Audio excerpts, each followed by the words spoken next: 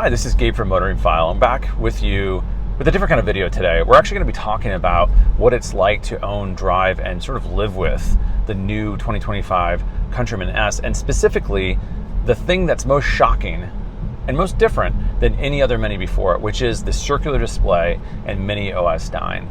We've heard from a lot of you that, well, quite frankly, you don't like it. It's too much of a change. There's things you can't do anymore. There's things that are confusing. And, you know, it gets to this question a lot of us have talked about, and I personally have really thought about over the last couple of days, is technology getting in the way of what driving should be, which is simple enjoyment? And especially in a Mini, is it getting in the way of what we all love to do, which is get behind the wheel and get into the corners and enjoy those experiences? And we have to also, I'd be remiss not to say this. I know it's hard. It's hard to design cars, but more specifically to create software in this very litigious age that we live in. So, you know, there's a lot of different check boxes and maybe default choices that are here that, I mean, quite frankly, even Mini wouldn't want to necessarily have an owner or a driver have to deal with, but they have to. You know, the fact that we can't make a default drive mode be sport, for instance, is something that is not possible because of emissions reasons. Well, I'm sure many wouldn't love to give drivers and owners a chance to do what they want, but they can't. And so there's a lot of different things like that we see in this system that is not only different than what we've seen before, but they're choices that had to be made. So I do want to preface this by saying the criticism that we might have here, much of it isn't necessarily sort of at Mini. Some of it will be, for sure. But a lot of it has to do with just the laws and the sort of age we live in.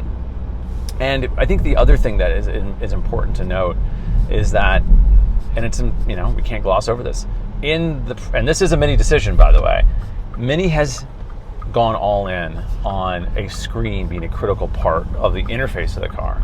And we always have seen that, or we've seen that, I should say, in the past 10 years easily with the last generation of cars.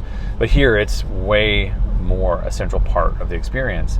And so what does that mean? Well, it means HBSC controls, those heating and cooling controls, are now not buttons and knobs. They are digital buttons within the screen. They're buttons that are simply there as software more than anything. And I think that's something that a lot of folks have really, really, let's just say, not warmed to in so many ways. And I also think it's important to note that these are choices that really, you know, I should say, these are areas that can be refined via software updates. I mean, this is, of course, just software.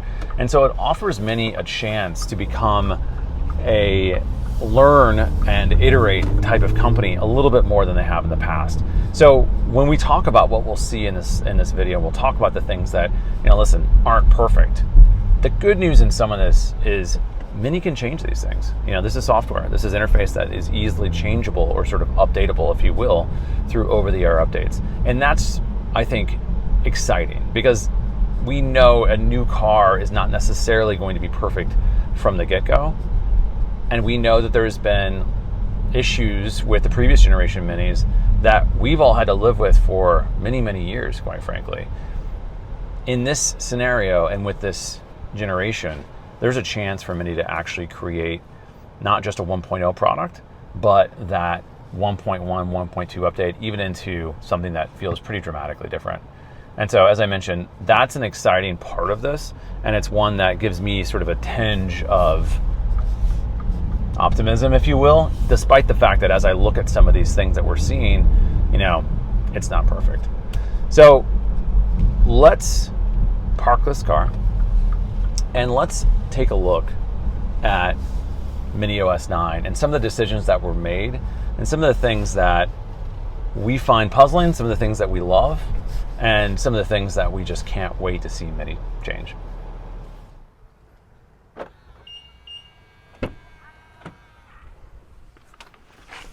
So here we are.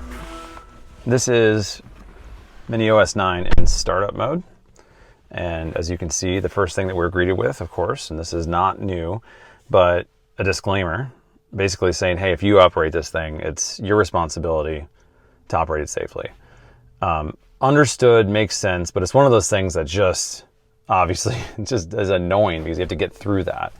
Then we're notified right away, hey, your vehicle has not been added to what exactly? To the mini app function. It's limited. Okay, so this is a test car, so we don't have the ability to do that. But you're starting to get a sense of how this works. Okay, it is connected to CarPlay. Already I'm going to turn the engine on because it's a little warm right now. Interesting here. You see this litany of things that pops up.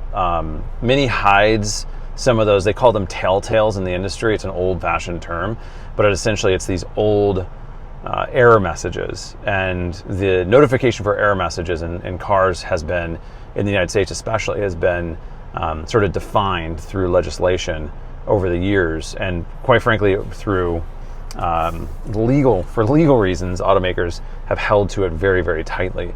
Tesla was the first one to say, why do we have space for all these little buttons? Let's just make a single space and we'll populate that depending on what's going on. Mini is kind of following that in a sense, but not entirely. So what do we see right away when we start this? Again, coming from a previous Mini, you'll immediately be, let's just be honest, a little confused. I mean, so, within the screen resides pretty much everything. You've got the start stop, which is just below the screen. You've got the gear lever and the experiences. We're not going to talk about that necessarily here, but beyond that, pretty much everything is in this screen. So immediately, if you're sort of familiar with Minis over the past several years, you'll be familiar with the fact that this is this left-right navigation for kind of key information. Mini calls them widgets. What is it really? It's an app in a sense. This shows you what's going on around your Mini. Of course, we've got the clock. And then when you reach the end, you'll see this little design here. That is a way of sort of communicating to the user that, hey, you've reached the end. And you'll see that kind of throughout this entire experience, that type of interaction moment. But there's some things that are just inconsistent. So for instance, okay, got that. Get it. Here's your navigation as you scroll through. Why is that spin? Nobody knows. It never happens anywhere else in the entire system, just right there. So there's some moments of really inconsistency in the sort of patterns of interaction, which are confusing. And I think that's one of the things that kind of keeps coming back to me as a relatively new, you can sort of call me a new owner, if you will, of this car. This is not my car, but if it were, there's some confusion. The biggest thing that people will immediately look at and say, well, wait a second, why do I have this here? This is my heating and cooling controls for the entire car. Shouldn't it be a physical button? And I tend to agree. I think there's certain things that you use all the time. Many will say you don't need to use it all the time. Why? Well, because if you were to go into your HBSC controls, you'll see once you have it on auto, you should be set, right? So I have it synced right here. I have it low, and I have my temperature set to this. Now let's talk about some of the, I would say, concerns I have with this system. I think for one, let's just go back to our main screen. If I want to change this because it's really hot today, there's no easy way for me to just smack the max air button, which when it's 100 degrees in, let's say, Phoenix, Arizona, you really want to do right away. So it's now a couple clicks. And it's not the worst thing in the world, but still, these are the little things that I think add up to some of us looking at this saying, well, wait a second, this is taking away from the thing I want to do, which of course is just to drive. But Mini has done a smart thing here by creating your dual climate control and having it ever present.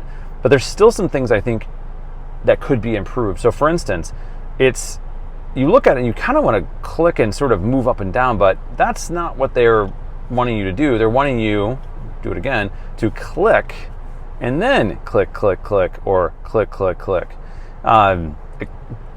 Extra clicks, there's no way around it.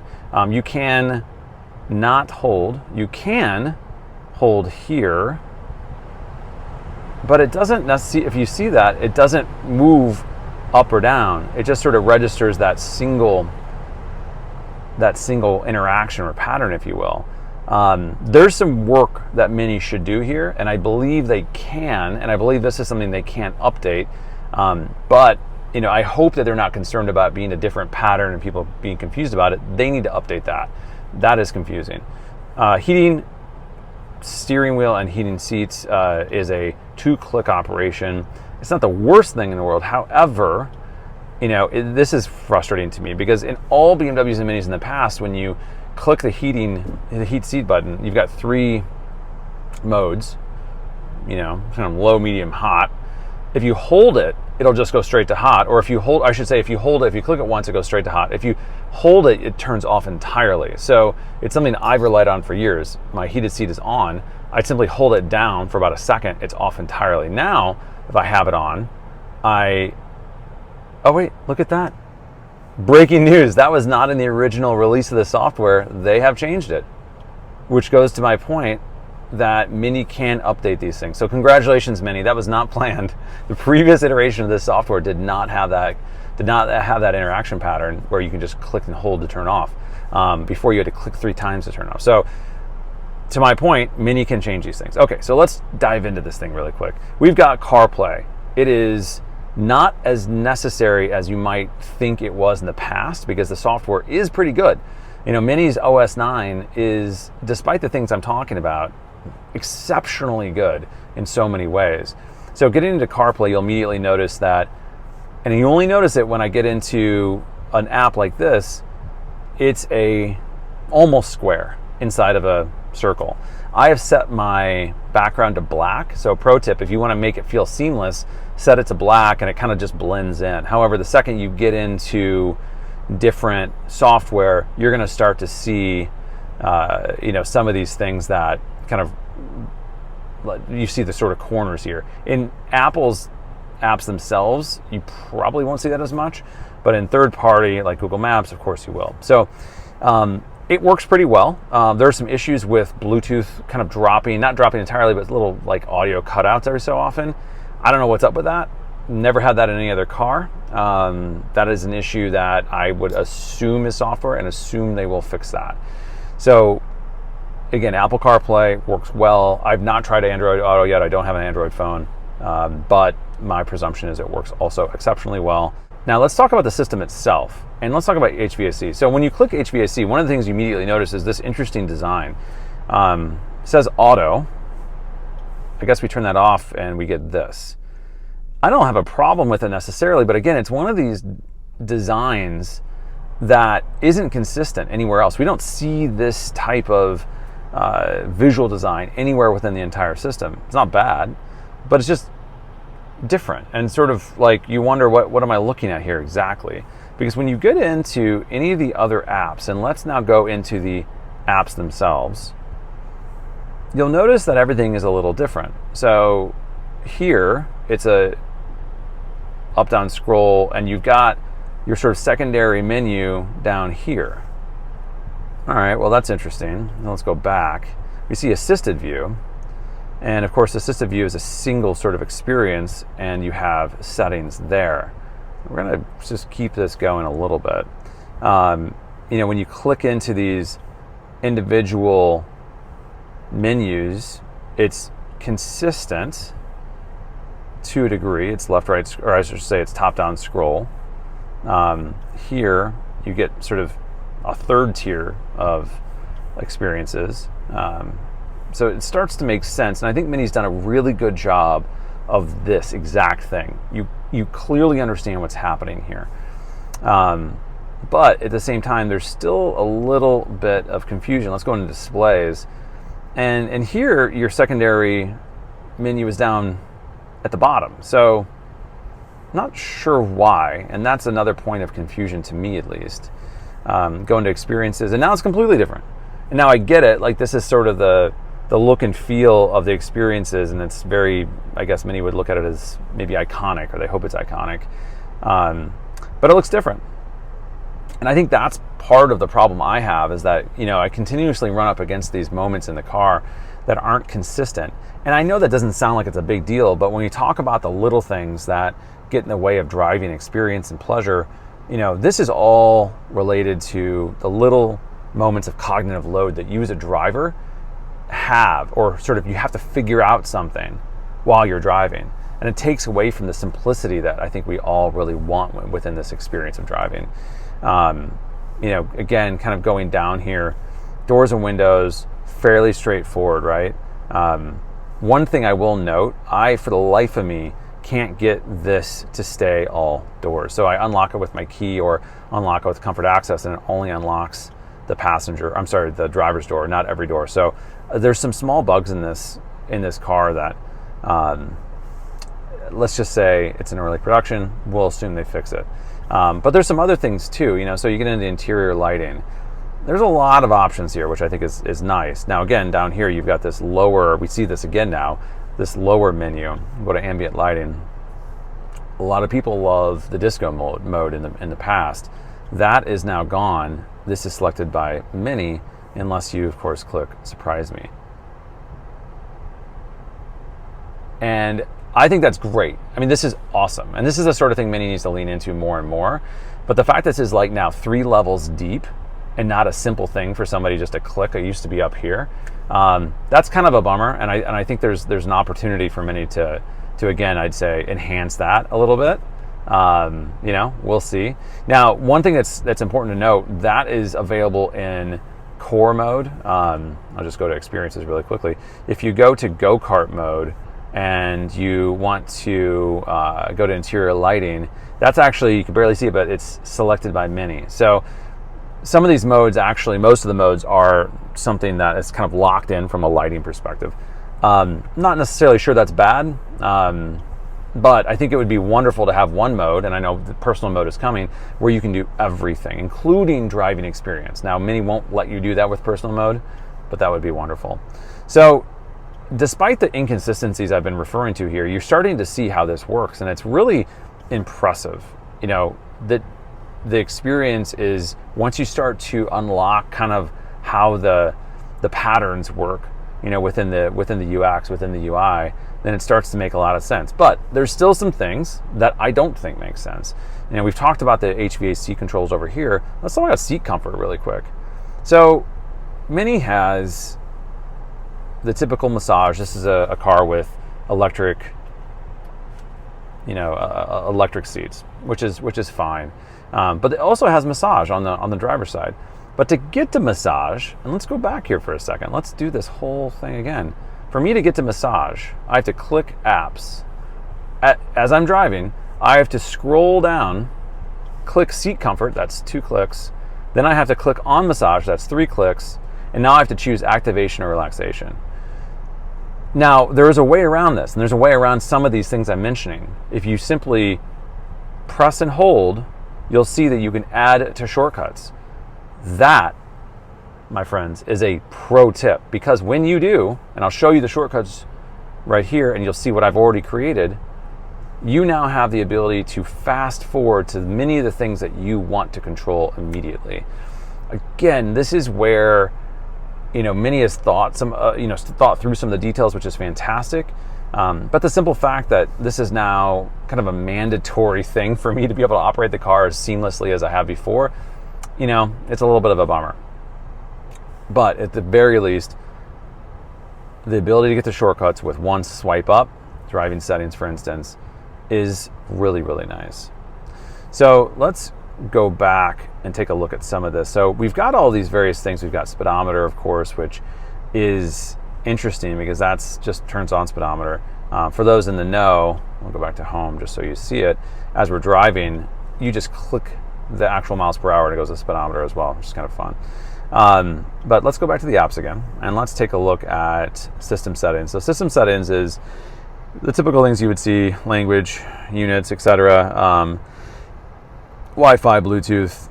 There's a lot of things that you would expect to see there. Trip data is exactly what you think it is. Of course, gone are the days where it's easily accessible. Again, you'd probably want to actually add that to shortcuts. So it's a simple click. Vehicle status, another thing that I think a lot of people, like, you hit a big bump, are my wheels okay? Are my tires okay? This is the sort of thing that I would absolutely want that to be in my in my sort of shortcuts area. And you're starting to see now the shortcuts gets pretty long because there's a lot of things that I look at as mandatory to be able to get to pretty quickly. And then that's pretty much it. Now I will point out a couple things here. Driver's assistance has been really, really uneven for me. So we go into driving and we take a look at, for instance, lane guiding with navigation. Sounds awesome, not working on this vehicle. Don't know why. It's worked in the past. In fact, I've got one error saying it's not available in my country, which is not true.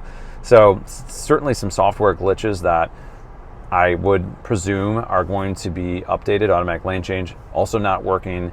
Everything else is, but those items have not been working. Another thing that's not been working at all is the voice commands, which when you have a system that's fairly complex, a lot of times the automakers will say, well, that's okay because your voice commands are really half of how you should be interfacing with the system half the time. And the voice command is a little button on the steering wheel, which you click and usually speak. I click it, nothing happens. It's simply not there. If I long click, if I have CarPlay, I'll get Siri. Same with Android Auto. Now, Mini has a new system that is actually excellent. BMW has the same system. I've used it in the past. It's actually, if I am understanding correctly, Alexa powered. It doesn't have anything to do with Alexa, but it's sort of powered by that same technology. Here's where it's interesting. I mean, for one, it's not working at all, even though I'm signed in. I've also noticed, and this is one of those things that I maybe embarrassingly wasn't even aware of.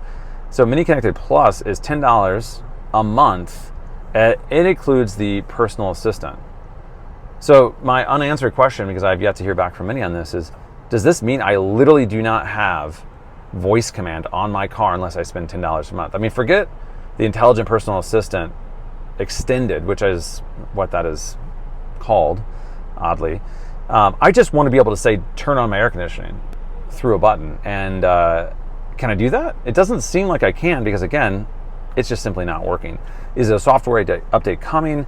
These are the things that, as we become more complex with these vehicles, as legislation becomes more complex, you start to wonder, what are we missing here? Like, we're missing the simplicity of just driving and being able to click physical buttons and do things that we've been doing for years. But I will end this on a positive note.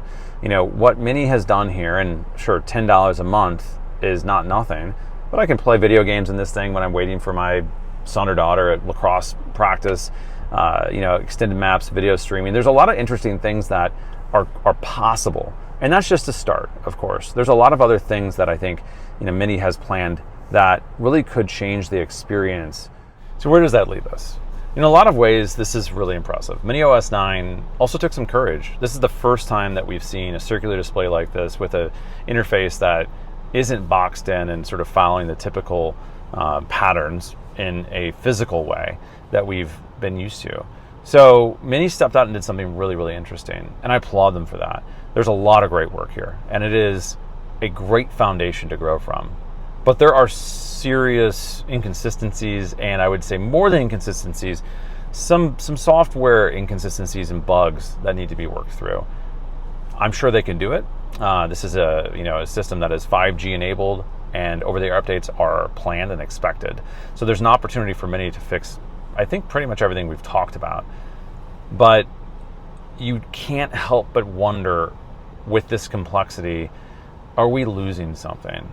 Can Mini, with a system like this, and still taking away our physical controls for some of the functionality, create a simple driving experience that allows us to focus on the road, focus on the wheel, and focus on really what really makes Mini special, which is the driving experience itself.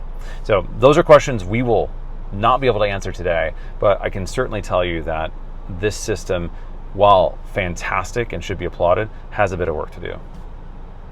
As always, if you like this video and you like the content we have, give us a like, subscribe. We have a lot more coming.